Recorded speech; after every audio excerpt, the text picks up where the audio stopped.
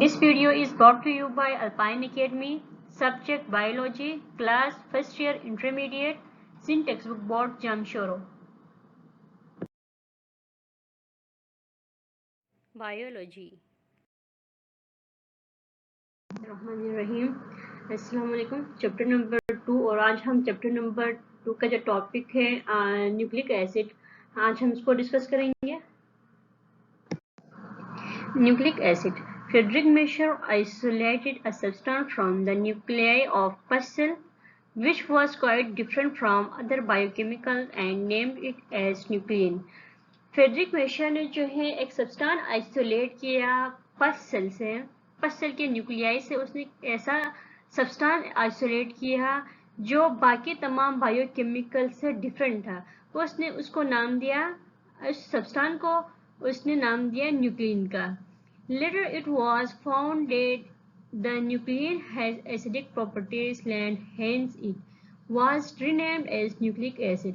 अब ये जो सब्सटेंस था जिसने उसको न्यूक्लिन का नाम दिया था, उसमें एक खासियत जो थी वो ये थी कि वो एसिडिक प्रॉपर्टी रखता था, इसलिए बाद में इसको दोबारा से नाम दिया गया न्यूक्लिक एसिड का. Nucleic acid are present in all living things from virus to man. Nucleic acid जो है तमाम लिविंग थिंग्स में, तमाम जानदार चीज़ों में ये पाया जाता है, वायरस से लेकर इंसानों तक. These macromolecules are present either in the free state or bounded to protein as nucleoproteins.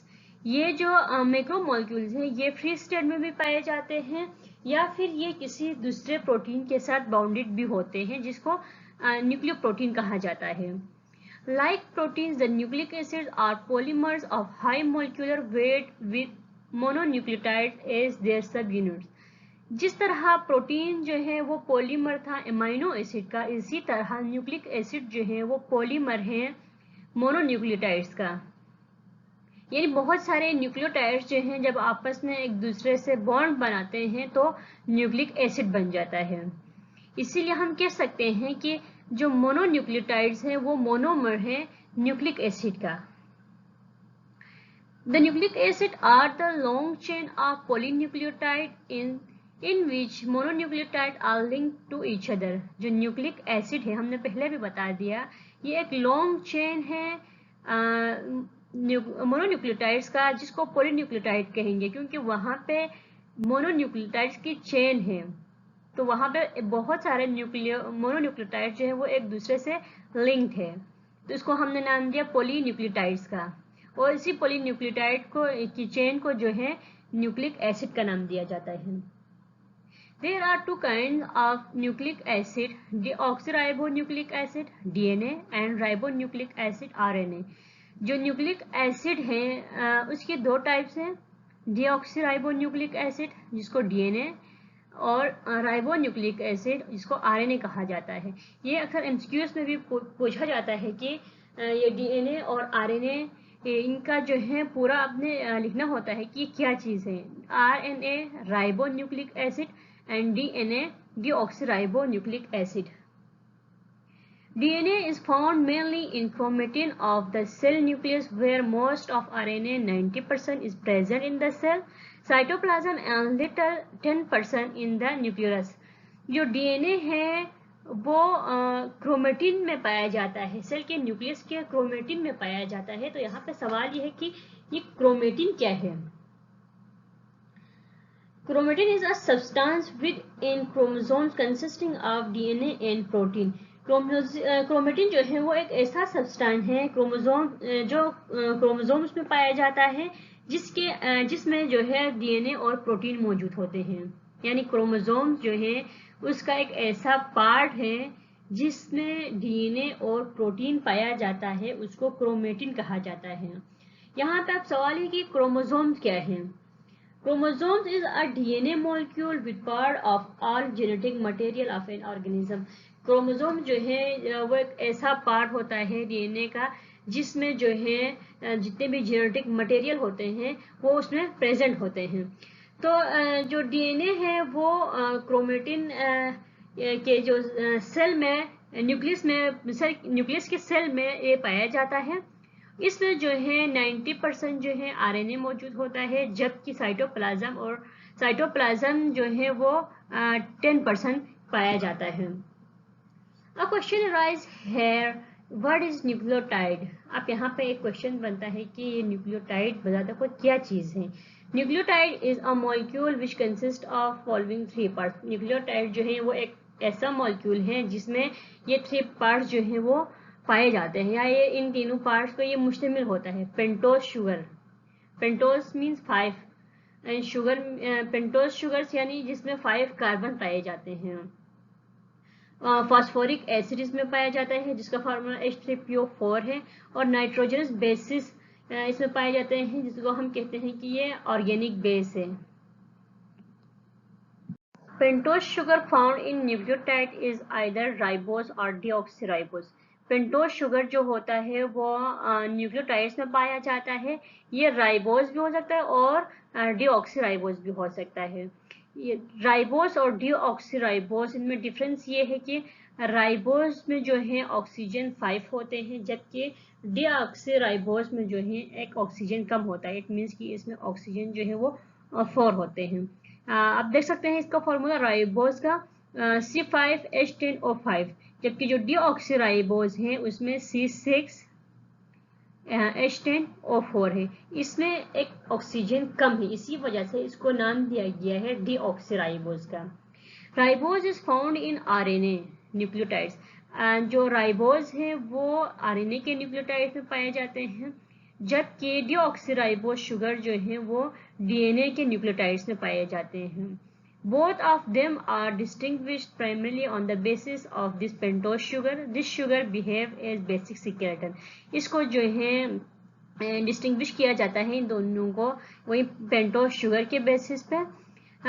ये शुगर जो है एज अ बेसिक स्केलेटन जो है बिहेव करता है, यानी जो उनका फ्रेमवर्क जो है वो यही जो पेंटोज शुगर है वो इसको बिहेव करता है एज अ स्केलेटन या फ्रेमवर्क के बिहेव करता है। Phosphoric acid is common in all nucleotides. Phosphoric acid जो है वो तमाम न्यूक्लियोटाइड्स में पाया जाता है। It is attached with 5th carbon of pentose sugar in each nucleotide. ये हर कार्बन के जो 5th कार्बन होता है हर पेंटोज शुगर के हर न्यूक्लियोटाइड के जो कार्बन नंबर 5th है वहाँ पे ये जो फॉस्फोरिक एसिड है वो अटैच्ड होता है। There are 2 basic types of nitrogenous bases, purine and pyrimidine. जो नाइट्रोजनस बेसिस है उसके दो टाइप्स होती हैं बेसिक, प्यूरिन और पायरिमिडीन का नाम है। Purine include 2 nitrogenous bases named as adenine and guanine. Purine जो है वो फर्दर 2 नाइट्रोजनस बेसिस पे मुश्तमिल होती हैं, उनको एडेनिन और गवानिन कहा जाता है। एडेनिन को ए से शो किया जाता है जबकि गवानिन को जी से। While pyrimidine include 3 nitrogenous bases, जबकि pyrimidine जो है वो 3 nitrogenous bases पर मुश्तमिल होता है। साइटोसिन का सिंबल C है, थाइमिन का T और यूरेसिल का जो है U है। The nucleotides differ on the basis of their nitrogenous bases. ये नाइट्रोजनस बेसिस जो है एक दूसरे से डिफर करते हैं कि इनके नाइट्रोजनस बेसिस जो है वो जो न्यूक्लियोटाइड्स जो है वो एक दूसरे से इस बेस पे डिफर करते हैं कि इनके नाइट्रोजनस बेसिस जो है वो कौन कौन से हैं। या नाइट्रोजनस बेसिस के बेस पे ये जो न्यूक्लियोटाइड्स हैं वो एक दूसरे से मुख्तलिफ होते हैं। Formation of nucleotide take place in 2 steps. जो न्यूक्लियोटाइड्स हैं उनकी फॉर्मेशन जो है वो 2 स्टेप्स पर मुश्तमिल होती है। At first step, the nitrogenous base combined with pentose sugar add its first carbon to form a nucleoside. जो फर्स्ट स्टेप है उसमें नाइट्रोजनस बेस जो है वो पेंटोज शुगर के साथ कंबाइन होता है, और जो पहला न्यूक्लियोसाइड जो है वो फिर कार्बन जो है वो पहला न्यूक्लियोसाइड बनाता है। जो पहला कार्बन है वो न्यूक्लियोसाइड्स बनाता है। At the second step the phosphoric acid combine with the 5th carbon of pentose sugar to form nucleotide. अब जो है जो सेकेंड स्टेप है उसमें फॉस्फोरिक एसिड जो है वो कार्बन नंबर 5 पे आके अटैच हो जाता है पेंटोज शुगर के, तो वो न्यूक्लियोटाइड बनाता है। न्यूक्लियोसाइड और न्यूक्लियोटाइड, इस बात को क्लियर करें कि जो फर्स्ट स्टेप है वो उसमें न्यूक्लियोसाइड बनते हैं, जबकि जो सेकेंड स्टेप है उसमें न्यूक्लियोटाइड्स बनते हैं।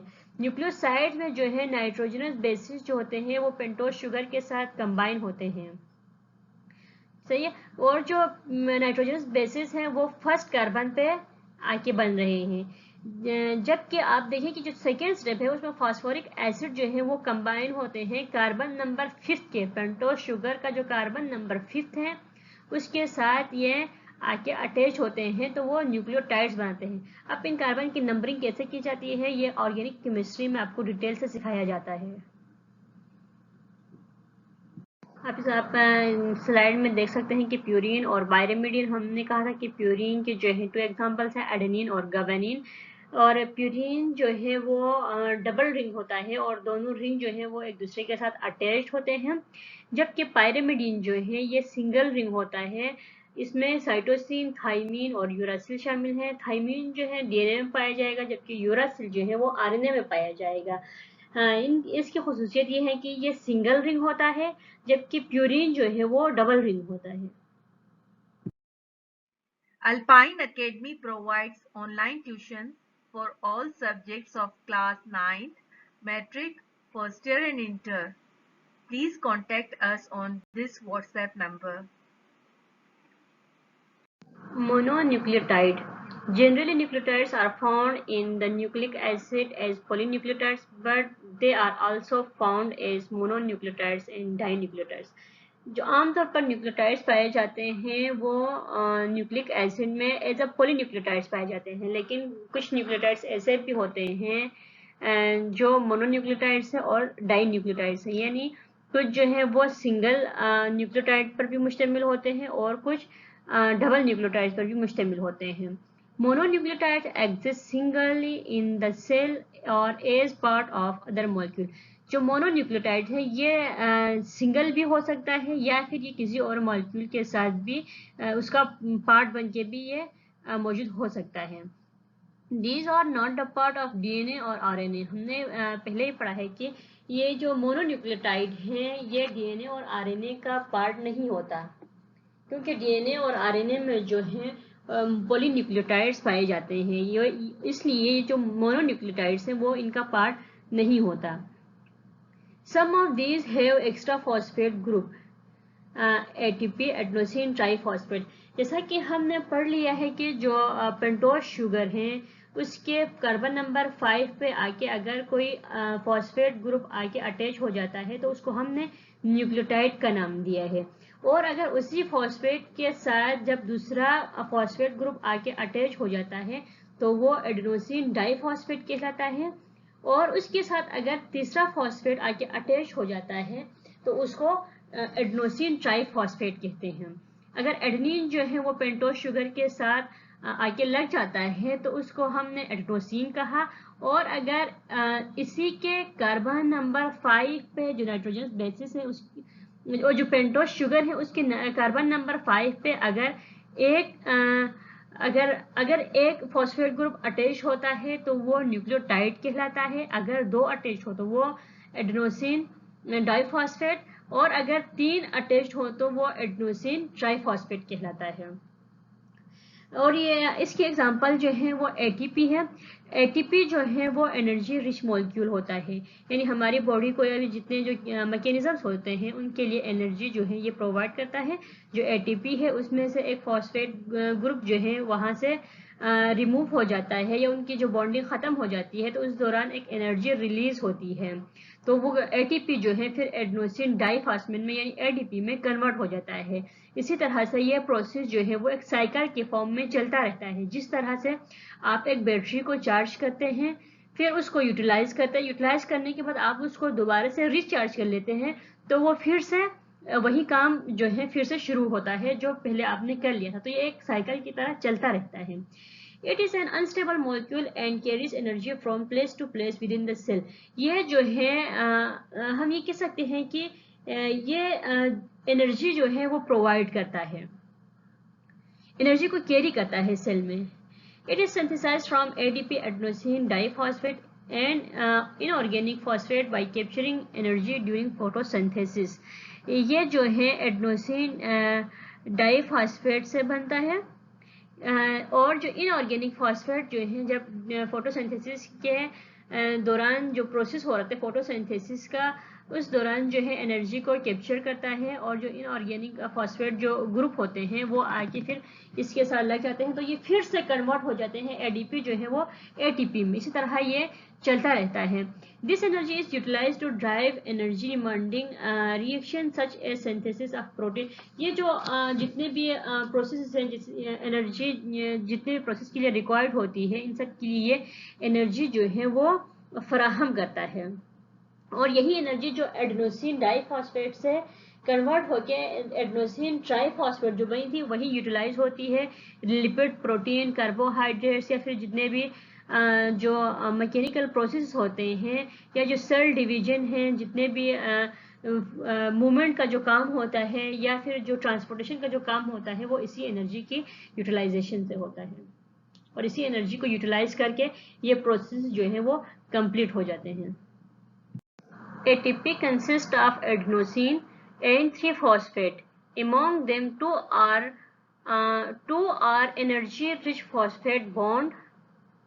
During conversion of ATP into ADP, the free energy release, which is considerable, large 7.3 kilocalories per mole energy.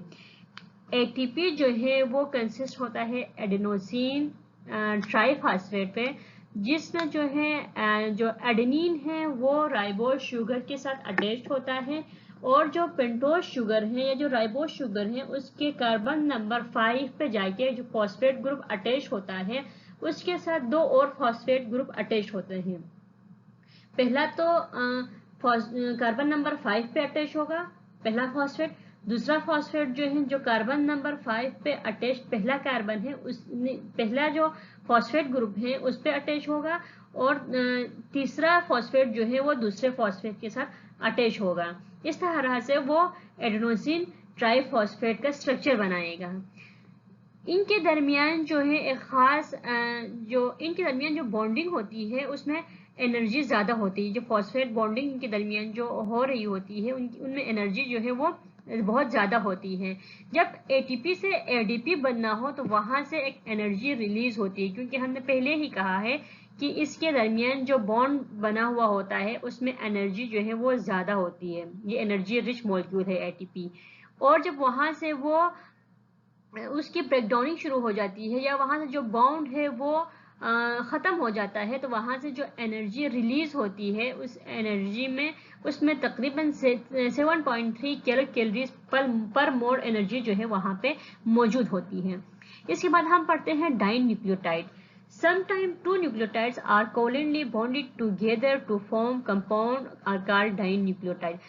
Sometime ऐसा होता है कि जो दो मोनोन्यूक्लियोटाइड हैं वो आपस में मिल लेते हैं, या जो दो न्यूक्लियोटाइड्स हैं वो आपस में कोवेलेंट बॉन्ड बनाते हैं, तो उससे जो कंपाउंड बनता है वो डाइन्यूक्लियोटाइड कहलाता है। अब ये डाइन्यूक्लियोटाइड जो है, हमने कहा कि ये न्यूक्लियोटाइड्स आपस में कोवेलेंटली बॉन्ड होते हैं, तो ये बॉन्डिंग कहाँ पे होती है? जो पेंटोज शुगर का कार्बन होता है, कार्बन नंबर 5 होता है, वहाँ पे अटैच जो फॉस्फेट ग्रुप होता है वहाँ पे दूसरे न्यूक्लियोटाइड का फॉस्फेट आके अटैच हो जाता है। दूसरे न्यूक्लियोटाइड के कार्बन नंबर 5 पे अटैच जो फॉस्फेट ग्रुप होता है वो, और जो पहले दूसरे न्यूक्लियोटाइड के कार्बन नंबर 5 पे मौजूद जो फॉस्फेट ग्रुप होता है, वो दोनों फॉस्फेट ग्रुप आपस में अटैच हो जाते हैं तो एक कंपाउंड बनाते हैं, उसको डाइन्यूक्लियोटाइड कहा जाता है। One of the well-known dinucleotide is nicotinamide adenine dinucleotide. इसकी जो वेल एग्जांपल है वो NAD है। NAD जो है वो डाइन्यूक्लियोटाइड की बेस्ट एग्जांपल कहलाती है। NAD जो है वो पॉजिटिव फॉर्म में होता है, और ये एक इलेक्ट्रॉन को जब देता है तो ये NADH में कन्वर्ट हो जाता है। जब इसको कोई इलेक्ट्रॉन मिल जाता है तो ये NADH में कन्वर्ट हो जाता है, और जब ये यहाँ से H रिमूव हो जाए, यहाँ से चला जाए, तो ये फिर से कन्वर्ट हो जाता है NAD में। यानी ऐसा है कि ये अपने पास इन इलेक्ट्रॉन्स को एज अमानत के तौर पर ये रखता है। जब सेल को इसकी ज़रूरत पड़ेगी तो ये इसको दे देगा, और जब ज़रूरत नहीं पड़ेगी तो सेल जो है वापस इसको NAD को जो है वो वापस कर देगा। तो इसी तरह से ये एक साइकिल के तौर पर चलता रहता है। NAD is a coenzyme. अब कोएंजाइम क्या चीज़ है? कोएंजाइम जो है वो एक ऑर्गेनिक मॉलिक्यूल होता है और वो नॉन प्रोटीन पार्ट होता है। लेकिन ये क्या होता है, एक एंजाइम के साथ जो प्रोटीनिशियस होता है उसके साथ बाउंड होता है या उसके साथ ये लगा हुआ होता है और ये एंजाइम के साथ मिल के काम कर रहा होता है, जिसको कोएंजाइम का नाम दिया जाता है। तो NAD जो है ये कोएंजाइम है। इंशाल्लाह हम चैप्टर नंबर 3 में भी इसको डिस्कस करेंगे कोएंजाइम को डिटेल में।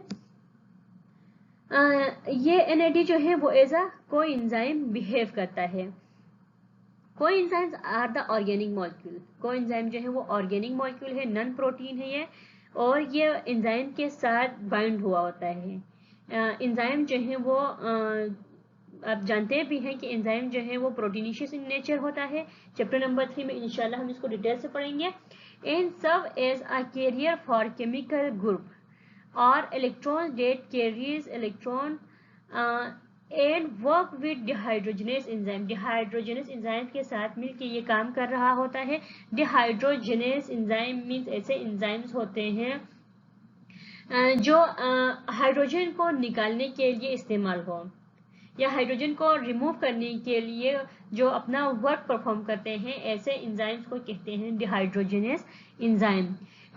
It remove 2 hydrogen atom. ये 2 हाइड्रोजन एटम को रिमूव करता है फ्रॉम इट्स सबस्ट्रेट। अब वो उसके सबस्ट्रेट में से both electron but only one hydrogen ion is passed to NAD which reduce it to NADH। हमने पहले भी कहा कि जो NAD है वहाँ से जो है जो इलेक्ट्रॉन्स हैं वो वहाँ से रिमूव हो जाएगा, तो उसमें आके हाइड्रोजन आयन जो है वो अटैच हो जाएगा। जो हाइड्रोजन आयन की वजह से जो NAD है वो NADH में कन्वर्ट हो जाएगा, और जो हाइड्रोजनेस एंजाइम्स हैं वो आके फिर यहाँ से NADH में से H को बाहर निकालेंगे और फिर वो फिर वो जो है NADH जो है वो कन्वर्ट हो जाएगा NAD में। इसी तरह से ये प्रोसेस चलता रहता है within the cell.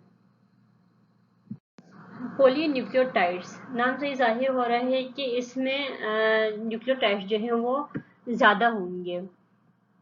They have a variety of role in living organisms. इनका जो रोल होता है लिविंग ऑर्गेनिजम्स में वो मुख्तलिफ होता है, क्योंकि ये बहुत सारे रोल्स को प्ले करता है। ट्रांसमीटर ऑफ जेनेटिक इंफॉर्मेशन, जो लिविंग ऑर्गेनिजम्स में जो जेनेटिक इंफॉर्मेशन ट्रांसफ़र होती है उसको ये ट्रांसफ़र करता है। असल में जो पॉलीन्यूक्लियोटाइड्स है इसी की वजह से ही जो जेनेटिक इंफॉर्मेशन होती है वो एक ऑर्गेनिज्म से उसके जो ऑफस्प्रिंग है उस तक ट्रांसफ़र होती है। जैसे कि एक इंसान का कद कितना है और उसके बच्चों में जाके उसने कितना एक्सप्रेस होना है, यानी एक इंसान की आँख का कलर कौन सा है तो उसके बच्चों में जाके कौन सा कलर जो है उसकी आंखों में एक्सप्रेस होगा। ये जितने भी जो जेनेटिक इंफॉर्मेशन होती हैं इन सबको ये ट्रांसमिट करता है। They make it possible for cell to function according to specific, यानी ये सेल को जो है सेल में जो डिफरेंट फंक्शंस होते हैं वो स्पेसिफिक फंक्शंस होते हैं और वो पार्टिकुलर फंक्शंस होते हैं। ये इन सब को जो है वो ये सब भी पॉलीन्यूक्लियोटाइड्स की वजह से ही होते हैं। Genetic information is encoded in a nucleic acid molecule in a particular and simple fashion. जो जेनेटिक इंफॉर्मेशन होती है वो न्यूक्लिक एसिड के मॉलिक्यूल में एक ख़ास और सिंपल मैनर में जो है इनकोड होते हैं। जेनेटिक इंफॉर्मेशन न्यूक्लिक एसिड के मॉलिक्यूल के अंदर एक ख़ास तरतीब में ये इनकोडेड होते हैं। ये हम इंशाल्लाह जो DNA का जब हम टॉपिक डिस्कस करेंगे तो उसमें हम डिटेल से डिस्कस करेंगे कि किस तरह से होता है। 4 different nucleotides make up each informational nucleic acid molecule. जो न्यूक्लिक एसिड का जो मॉलिक्यूल है वो 4 न्यूक्लियोटाइड्स हैं। 4 डिफरेंट टाइप्स के जो न्यूक्लियोटाइड्स हैं उनसे मिलकर बना हुआ होता है। अगर हम जो न्यूक्लिक एसिड्स की हमने 2 टाइप्स पढ़ी हैं, एक राइबो न्यूक्लिक एसिड, दूसरा जो है डीऑक्सीराइबो न्यूक्लिक एसिड, DNA और RNA। अगर DNA की अगर हम बात करते हैं तो इसमें जो न्यूक्लिक एसिड्स के जो मॉलिक्यूल होते हैं वो एडेनिन, गुआनिन, साइटोसिन और थाइमिन होगा। जबकि अगर हम आरएनए की अगर हम बात करेंगे तो एडेनोसिन, गुआनिन, साइटोसिन और इसमें यूरासिल होगा। थाइमिन जो है वो आरएनए में नहीं होगा और यूरासिल जो है वो डीएनए में मौजूद नहीं होगा। They are 3 letters in genetic code. अब हर जो है जो जेनेटिक कोड है उसमें 3 लेटर्स मौजूद होंगे। इंशाल्लाह इसको भी हम आगे डीएनए में क्लियरली इसको हम डिस्कस करेंगे।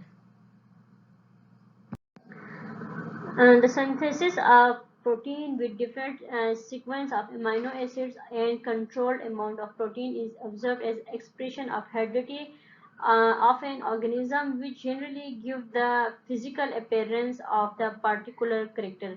जो किसी भी पर्टिकुलर जो करेक्टर होता है जो एक्सप्रेस होता है फिजिकली किसी भी ऑर्गेनिज्म में, चाहे वो प्लांट हो, एनिमल हो या फिर ह्यूमन हो या फिर कोई भी लिविंग बॉडी हो, तो उसमें जो फिजिकल करेक्टर नज़र आते हैं, फिजिकली जो अपीयरेंस होती हैं, वो असल में प्रोटीन की सिंथेसिस की वजह से ही होती है। क्योंकि हर प्रोटीन जो जितने भी जो प्रोटीन बनते हैं उनमें सीक्वेंस ऑफ अमाइनो एसिड जो है वो डिफरेंट होता है और यही जो है अमाइनो एसिड की जो सीक्वेंस है वो अमाउंट ऑफ जो प्रोटीन होती है उसको कंट्रोल करती है और इसी हिसाब से जो है किसी भी ऑर्गेनिज्म का जो हेरिडिटी मटेरियल है वो बनता है और फिर वो उसी हिसाब से एक्सप्रेस होता है।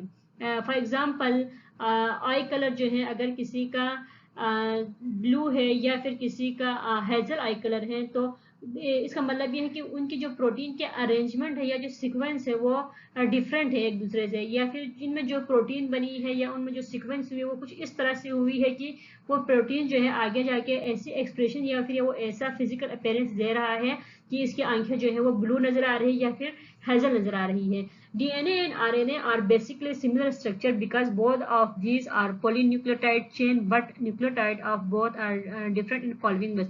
RNA और DNA जो है वो सेम स्ट्रक्चर्स हैं क्योंकि ये दोनों जो है असल में पॉलीन्यूक्लियोटाइड चेन से ही बने हुए होते हैं।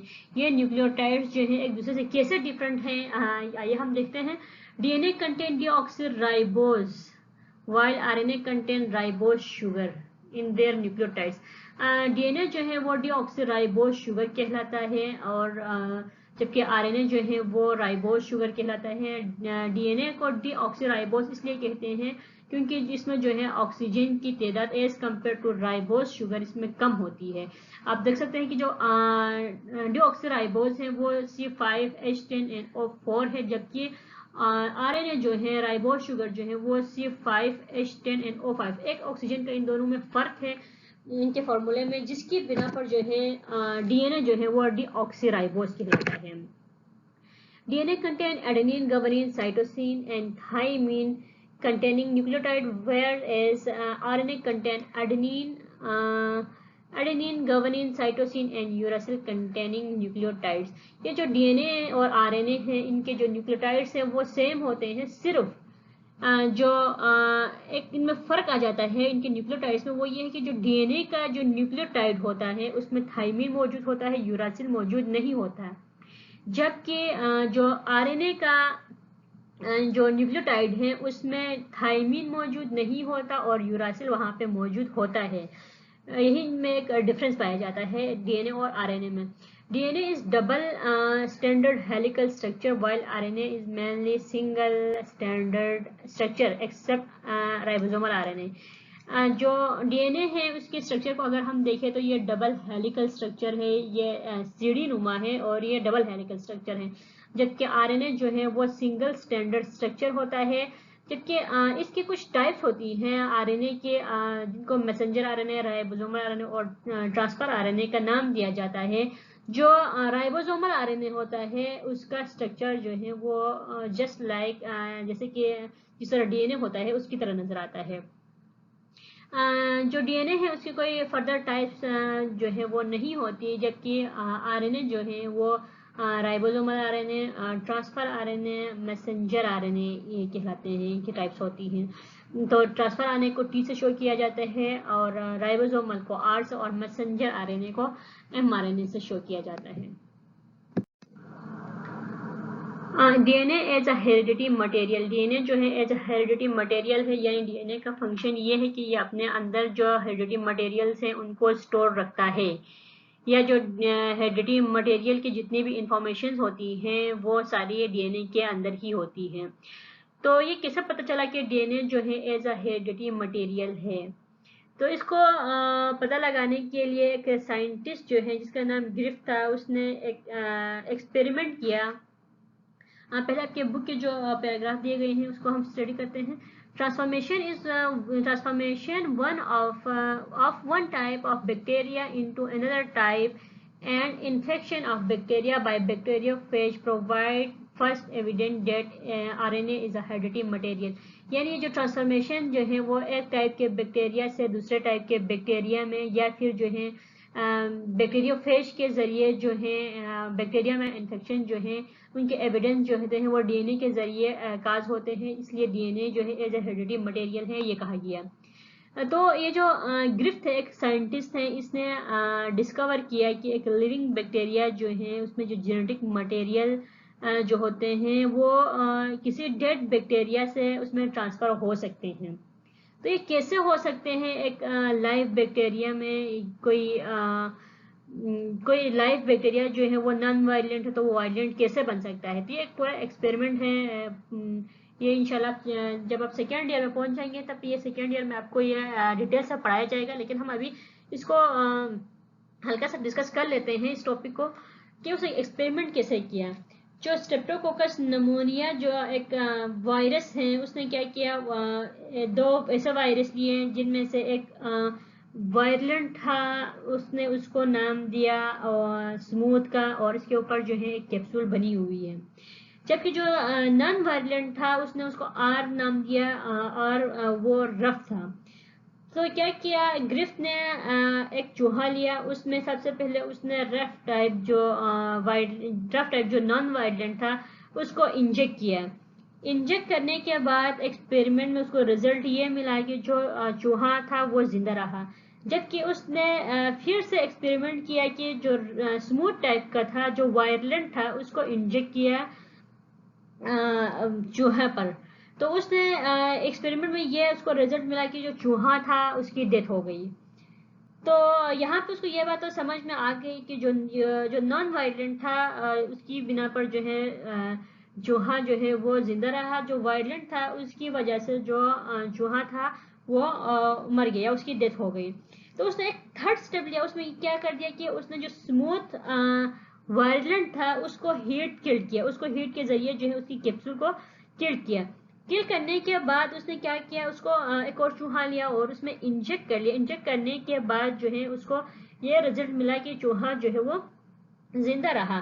तो उसने एक और स्टेप लिया, उसमें ये किया कि जो हीट किल एस टाइप था वो, और जो आर टाइप था रफ जो नॉन वायलेंट था, उन दोनों को मिला के उसने इंजेक्ट किया चूहे में, तो वो चूहा जो है मर गया। उसी वक्त तो पता नहीं चला कि चूहा जो है क्यों मरा, ऐसा क्या हुआ जिसकी वजह से चूहा जो है वो मर गया। बाद में जब इसे दो साइंटिस्ट ने इसके ऊपर एक्सपेरिमेंट किया तो उनको तो उनके जरिए जो है उस एक्सपेरिमेंट के जरिए जो बैक्टीरियोफेज के थ्रू लोगों ने किया था, तो उसमें पता चला कि जो एक मटेरियल ऐसा है जो ट्रांसफर हो रहा है, जिसकी बिना पर जो है जो माइस था उसकी डेथ हो गई थी। तो वो ऐसा मटेरियल वो कौन सा था जिसकी बिना पर जो है जो जो चूहा था उसकी डेथ हुई, तो वो मटेरियल जो है वो डीएनए था। Avery and his colleagues showed that the gene taken of living bacteria during transformation were composed of DNA. उन दोनों ने ये जो उसके कोलीग और एवरे ने जो एक्सपेरिमेंट किया था उसमें उन लोगों ने ये देखा कि वहाँ पे ट्रांसफॉर्मेशन हो रही है डीएनए की। जो बैक्टीरियोफेज है वो एक ऐसा बैक्टीरियोफेज जो है वो एक ऐसा वायरस है जो बैक्टीरिया के ऊपर अटैक करता है, और ये डीएनए और प्रोटीन से बना हुआ होता है। इसका हेड जो है वो स्पेशल डीएनए और प्रोटीन से बना हुआ होता है। जब इसको जो है जब इसने बैक्टीरिया को इन्फेक्ट किया तो इसका जो डीएनए था वो आगे जो नॉन वायलेंट था उसके साथ आके लग गया, यानी जो नॉन वायलेंट था उसने उसको रिसीव कर लिया। रिसीव करने के बाद जो नॉन वायलेंट था उसने उसके अंदर भी ये खासियत आ गई कि उसके अंदर भी ये खासियत आ गई कि वो वायलेंट बन गया, यानी ऐसा कि एक अच्छा इंसान है वो बुरे इंसान के साथ रह के वो भी बुरा बन गया हो। इसी तरह से इनकी कहानी कुछ ऐसी मिलती जुलती है, क्योंकि जो नॉन वायलेंट था वो वायलेंट के साथ मिलके वायलेंट बन गया, क्योंकि उसके जो डीएनए थे उसको जब उसकी कैप्सूल को रेप्चर कर लिया गया तो वहां से जो डीएनए बाहर निकल के आ गए थे उसको उसने रिसीव कर लिया। जो शरीफ या अच्छा वाला बैक्टीरिया था उसने उसको ये जो उसने उसको रिसीव कर लिया। रिसीव करने के बाद उसके जो उसने डीएनए रिसीव करने के बाद उसके एक्सप्रेशन जो है उसमें नुमाया होने लगी, जिसकी बिना पर जो है जो माइस है वो जो चूहा था उसकी डेथ हो गई। इससे ये साबित हुआ कि जितने भी जो ट्रांसफर जो जितने भी जो हेरिडिटी मटेरियल ट्रांसफर होते हैं one generation to another generation या एक बैक्टीरिया से दूसरे बैक्टीरिया में, तो उनको डीएनए का नाम दिया गया, जिससे पता चला कि डीएनए जो है एज अ हेरिडिटी मटेरियल जो है वो काम करता है। The sequence of base in DNA can encode vast amount of information। जो सीक्वेंस होती है डीएनए में बेसिस की, जो नाइट्रोजन बेसिस की सीक्वेंस होती है उसके अंदर जो है वो जो इंफॉर्मेशन होती है वो इनकोड होती हैं।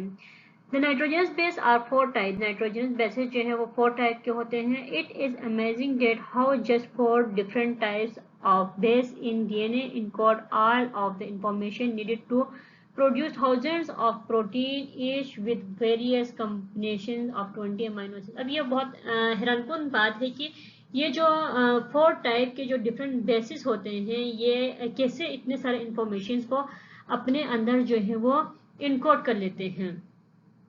तो इसके साथ जो प्रोटीन जो थाउजेंड्स ऑफ प्रोटीन जो अटैच होती है जो कि कम्बिनेशन ऑफ अमीनो एसिड से मिल के बनी हुई होती हैं, इनके अंदर जो इंफॉर्मेशन स्टोर होती है वही फर्दर जाके आगे जो है फिजिकल अपीयरेंस का काम करती है, या जो फिजिकल अपीयरेंस होती है वो इन्हीं की वजह से होती है। The 4 different types of bases can be arranged in any linear order along strand of DNA। ये जो 4 bases होती हैं इनके अरेंजमेंट जो है वो जो स्ट्रैंड ऑफ जो डीएनए होती है उसमें भी ये एक लीनियर फॉर्म में ये इसकी अरेंजमेंट होती है। Each sequence of base represent a unique set of genetic instruction, यानी जो हर सेट जो है वो उसका जेनेटिक इंस्ट्रक्शन जो है या जेनेटिक इंफॉर्मेशन जो है वो अलग होगा। For example a piece of DNA with 10 nucleotides can exist और in over a million different possible sequence of 4 bases. अब ये जो है एक पीस ऑफ डीएनए को अगर हम उठा के देखते हैं तो उनके अंदर जो है अगर 10 न्यूक्लियोटाइड्स मौजूद हैं तो ऐसा हो सकता है कि इनके अंदर जो है मिलियंस में डिफरेंट जो सीक्वेंस जो ये जो 4 बेसिस है इनके मिलियंस ऑफ डिफरेंट इनके सीक्वेंसेस वहां पे मौजूद हो। तो इट मीन्स कि उनके अंदर जो है हर सीक्वेंस के अंदर जो है अपना एक यूनिक जो करेक्टर या फिर जो इन्फॉर्मेशन जो होती है वो छुपा हुआ होता है।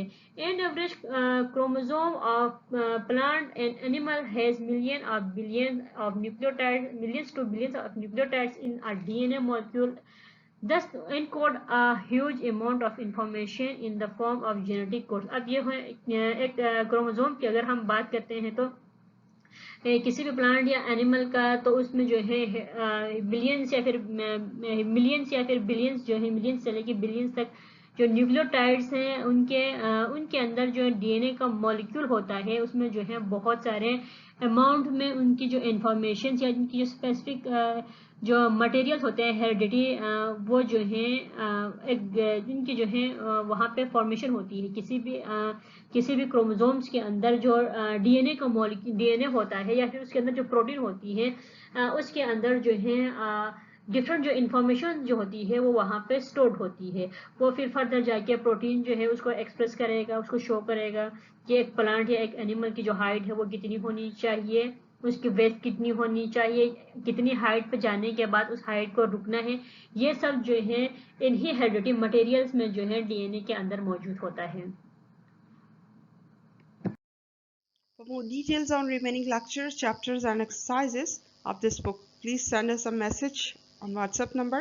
ये WhatsApp number जो यहाँ पर mention है, यहाँ पे आप मैसेज कर सकते हैं इस बुक से या इस एक्सरसाइज से रिलेटेड कोई भी क्वेश्चन हो या क्वेरी हो, हम ज़रूर आपको रिस्पॉन्स करेंगे। इसके अलावा आप हमें ईमेल भी कर सकते हैं alpineacademy@gmail.com।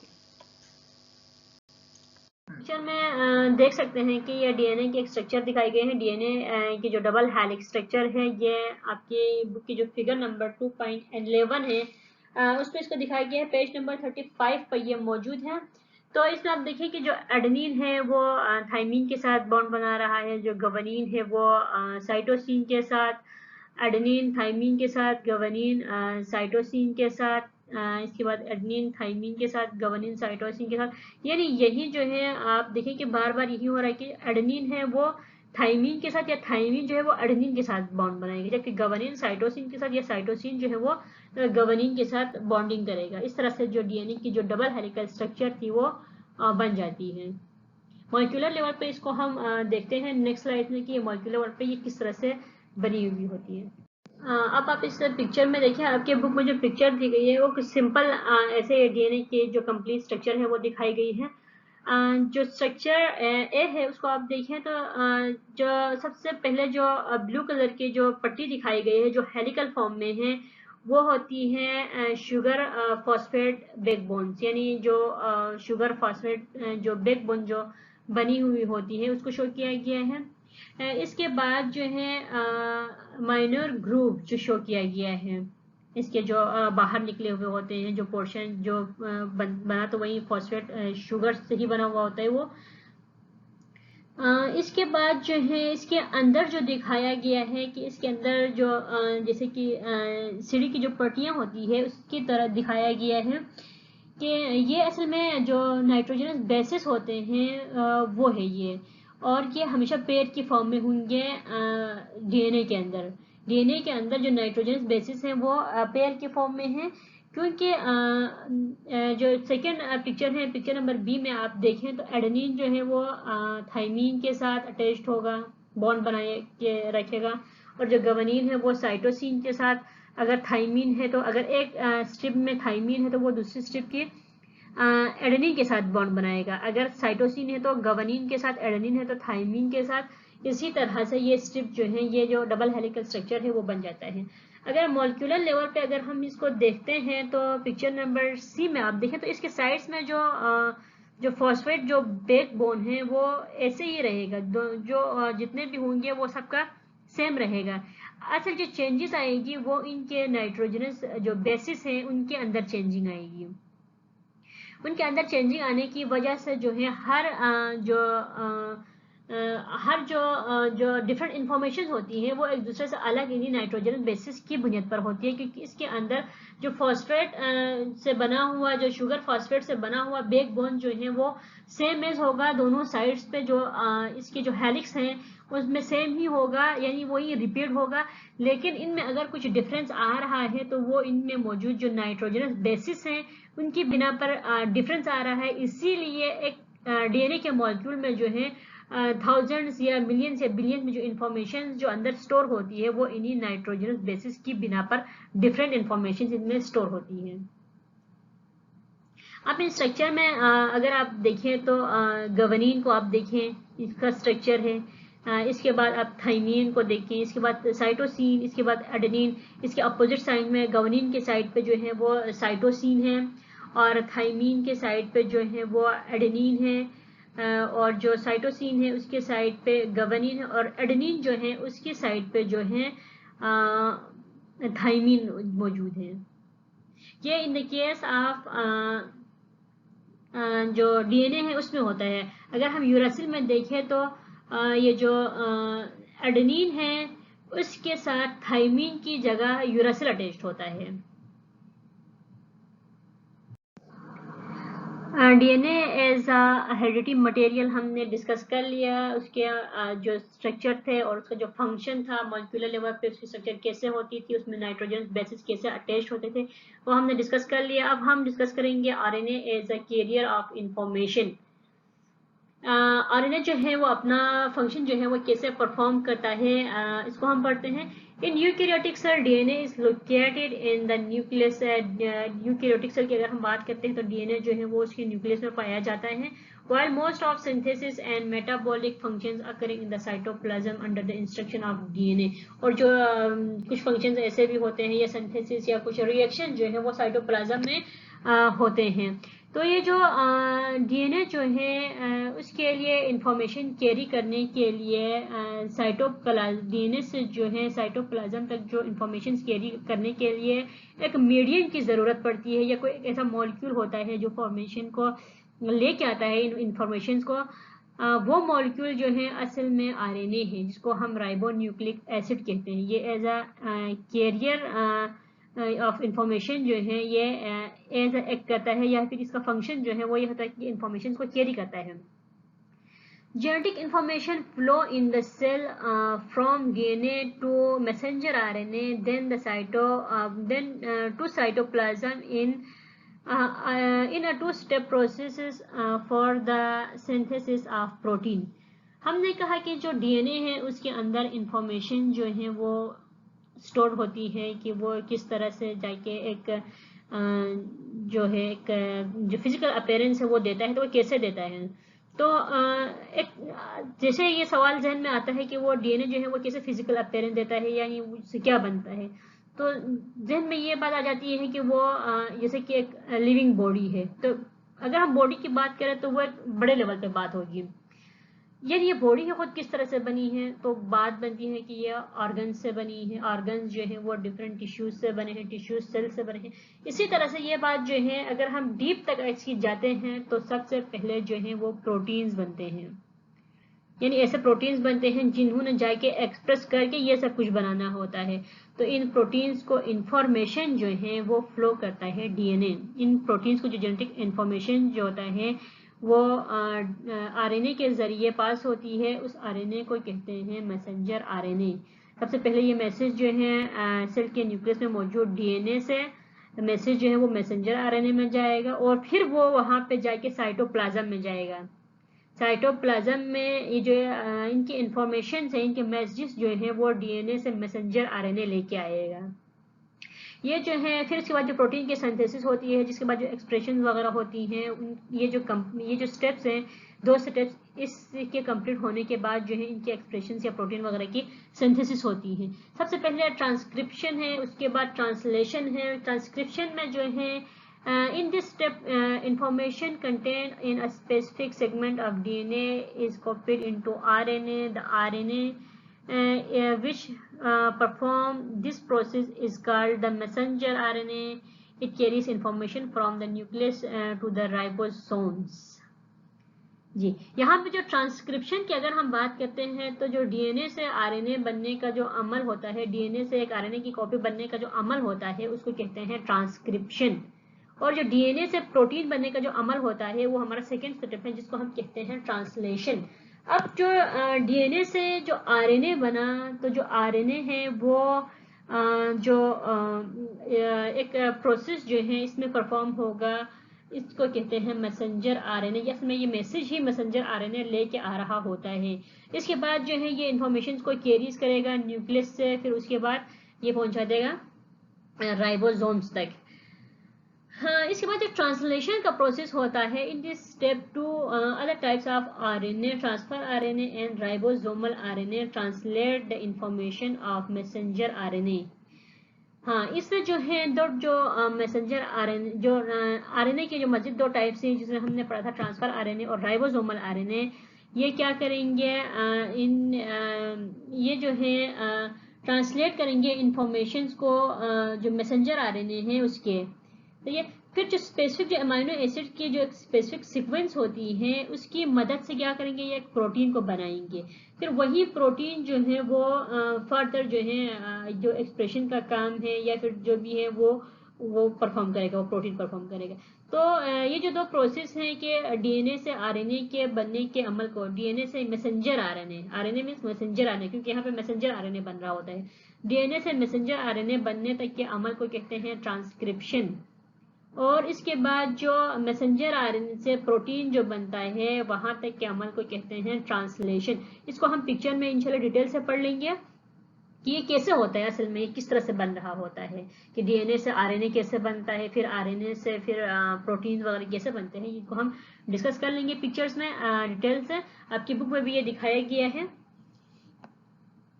ये क्वेश्चन जो है अक्सर एग्जाम में पूछा जाता है कि what is difference between transcription and translation, या फिर जो है आपको ये जो प्रोटीन बनने तक के जो मुकम्मल जो प्रोसेस होता है प्रोटीन बनने तक का, इसको एक्सप्लेन करने के लिए ये लॉन्ग क्वेश्चंस में भी आ सकता है। तो सो ये एक समझ लीजिए कि जो डीएनए और आरएनए का जो टॉपिक है वो इस चैप्टर का जो मेन टॉपिक है या सबसे अहम जो टॉपिक है वो डीएनए और आरएनए है। ज्यादातर ये एग्जाम में पूछा भी जाता है। आपकी बुक के पेज नंबर 36 पे ये पिक्चर दिखाई गई है। इसमें पूरा जो प्रोसेस है ट्रांसक्रिप्शन का और ट्रांसलेशन का, यानी डीएनए से मैसेंजर आरएनए और मैसेंजर आरएनए से प्रोटीन जो है वो कैसे बनता है वो दिखाया गया है। फिगर नंबर 2.12 जो है अ क्लोजर लुक एट ट्रांसक्रिप्शन जो इसमें दिखाया गया है। सबसे पहले तो ये जो इनिशिएशन का जो पार्ट होता है इसमें ये ट्रांसक्रिप्शन का यूनिट है। इसमें जो है आरएनए पॉलीमरेज एंजाइम जो है वो आएगा। आने के बाद जो डीएनए है उसके ऊपर ये काम करना शुरू करेगा। जो आरएनए पॉलीमरेज है वो क्या करेगा, इसको डीएनए को वहाँ से डीएनए जो है वहाँ से अनजिप होना शुरू हो जाएगा, अनवाइंडिंग जो है वहाँ पे इसकी शुरू हो जाएगी। होने के बाद यहाँ पे ये जो है आरएनए बनाना शुरू करेगा। ये आरएनए बनाना शुरू करेगा। इस जो प्रोसेस को बोलते हैं इनिशिएशन। और जो सेकेंड स्टेप है वो इलोंगेशन का है। यहाँ पे ये जो मैसेंजर आरएनए है उसकी साइज जो है वो बढ़ रही है, क्योंकि यहाँ पे इसकी ग्रोविंग हो रही होती है, इसलिए इस जो स्टेप को एलोंगेशन का नाम दिया गया है।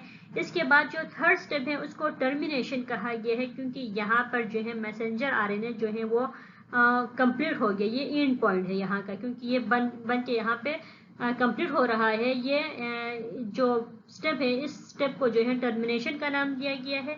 इसके बाद जो है जब ये मुकम्मल बन जाएगा मैसेंजर आरएनए, तो वो अलग हो जाएगा और वहां से जो आरएनए पॉलीमरेज था वो एंजाइम जिसकी बिना पर जो मैसेंजर आरएनए बन गया था वो एज इट इज बाहर आएगा, क्योंकि एंजाइम जो है वो हमेशा किसी भी रिएक्शन को स्पीड करता है। करने के बाद जब उसका प्रोडक्ट मिल रहा होता है या जो उसका प्रोडक्ट हमें मिल जाता है तो वो एज इट इज बाहर आ जाता है, यानी उसके जो स्ट्रक्चर या फंक्शन में जो है कोई चेंज नहीं आता। उसका स्ट्रक्चर जो है वो इसके कंपोजिशन जो है वो एंजाइम की वही रहती है। इसके बाद जो ये जो स्ट्रक्चर दिखाया गया है लार्ज सा, इसमें ये दिखाया गया है कि जो लार्ज स्ट्रक्चर है वो असल में आरएनए पॉलीमरेज है। सही है। उसके अंदर जो ये जो स्ट्रिप दिखाई गई है वाइट, ये असल में है आरएनए न्यूक्लियोटाइड्स हैं ये। तो आप देख सकते हैं कि ये जो आरएनए जो बन रहा है नया, वो ये जो ब्लैक स्ट्रिप है वो डीएनए के जो डबल स्ट्रैंडेड डीएनए है वो दिखाया गया है अंदर। और उसके अंदर जो अनजिप होने के बाद जो व्हाइट जो स्ट्रिप है वो आरएनए की है, आरएनए न्यूक्लियोटाइड्स की, और ब्लैक जो है वो डीएनए के न्यूक्लियोटाइड्स हैं। अब आप देखें कि आरएनए पॉलीमरेज जो है जब अपना काम शुरू करता है तो ये जो डीएनए है वो अनजिप हो गया। अनजिप होने के बाद जो डीएनए का जो डीएनए की जो स्ट्रिप थी, एक स्ट्रिप के साथ ये जो आरएनए पॉलीमरेज है उस पर ये काम करेगा। करने के बाद ये क्या करेगा, जो एडेनिन है उसके साथ यूरासिल अटैच होगा, क्योंकि यहाँ पे मैसेंजर आरएनए बन रहा है। तो एडेनिन के साथ यूरासिल, और अगर थाइमिन है तो उसके साथ एडेनिन ही लगेगा, क्योंकि जो डीएनए की जो स्ट्रिप है उस पर तो थाइमिन ऑलरेडी मौजूद है। जब आरएनए की जब स्ट्रिप बन रही होती है तो उस टाइम पे एडेनिन के साथ यूरासिल, थाइमिन के साथ एडेनिन, थाइमिन के साथ एडेनिन और गवानीन के साथ साइटोसिन अटैच्ड होगा। इस तरह से जो है वो जो मैसेंजर आरएनए है वो बन जाता है। तो ये जो पूरा प्रोसेस है इसको कहते हैं ट्रांसक्रिप्शन। जो डीएनए से मैसेंजर आरएनए बना और आरएनए से जो है फिर जो प्रोटीन बनता है, इस पूरे प्रोसेस को कहते हैं ट्रांसक्रिप्शन और ट्रांसलेशन इसको कहते हैं। किसी भी किस्म के क्वेश्चन या क्वेरी के लिए हमसे आप कांटेक्ट कर सकते हैं व्हाट्सएप पे या हमें ईमेल कर सकते हैं। इसके अलावा प्लीज़ हमारे यूट्यूब के चैनल अल्पाइन एकेडमी को ज़रूर सब्सक्राइब करें। Thank you.